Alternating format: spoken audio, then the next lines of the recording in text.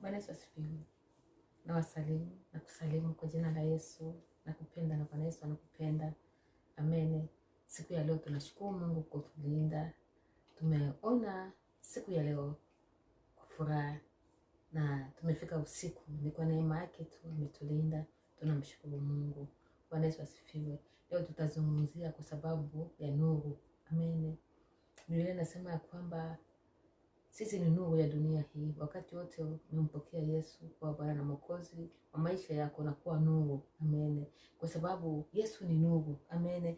Na sisi watoto wake, sisi watoto wa Mungu tumeitwa kuwa nuru ya dunia hii. Tunabidi tunaangaza mahali pote tunapokuwa. Inabidi nuru ya Bwana Yesu inaangaza ndani yetu. Bwana sifiwe. Na usistaajabu wakati wote unapokuwa na Bwana Yesu, unapotembea katika njia za Mungu, unapoona majaribu. Kwa sababu gani? Kwa sababu nuru wakati wote inapoangaza, amen, inaangazaga na hakuna giza. Bwana Yesu asifiwe. Wakati wote unapokuwa nuru ya dunia, utajaribiwa. Amen.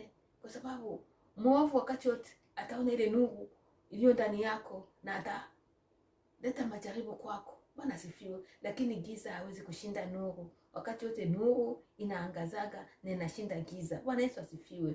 Tena Biblia inasema katika Zaburi 104 na sura ya 4 ya kwamba Mungu hufanya watumishi wake kuwa kama miali ya moto. Amen. Uko mwali wa moto. Mahali pote ulipo unaangaza. Amen. Na unapoangaza ujue kwamba unavutia. Majaribu inaweza kuja. Na itakuja tu kwa sababu mwovu ataona hiyo nuru, atasema aiwinde aizime, lakini hawezi kuzima nuru ya Bwana Yesu iliyo ndani yako. Ni kwako kuendelea mbele na kuendelea kushine nuru ya Bwana Yesu. Angaza nuru ya Bwana Yesu. Biblia inasema kwamba nuru, taa haiendaki chini ya kitanda, inaendaka juu. Amen. Kama Mungu amekuweka juu, ni kwamba uangaze nuru ya Bwana Yesu kila mahali kwenye huko. Amen. Watu waone nuru ya Yesu ndani yako. Amen.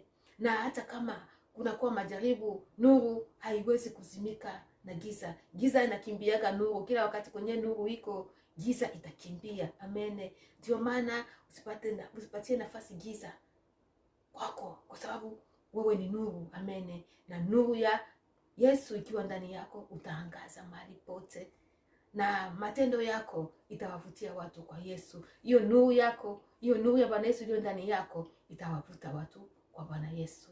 Mungu akubariki kwa jina la Yesu. Amen.